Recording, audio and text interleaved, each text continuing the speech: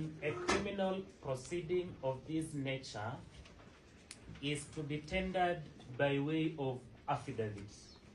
That is our Evidence Act. Section 111 of the Evidence Act, Your Honor, says that he who avers must prove. The state has made wild allegations of crowds forming in police stations without any proof or pretense to that effect whatsoever. Your Honor, the accused person before you is 19 years old. He was brought here by 21 armed police officers. The number of police officers who escorted him are more than his age.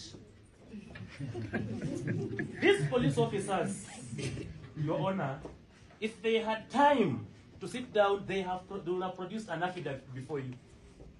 You cannot come to court 21 people to say that one individual will not sit down to craft a 5-page affidavit.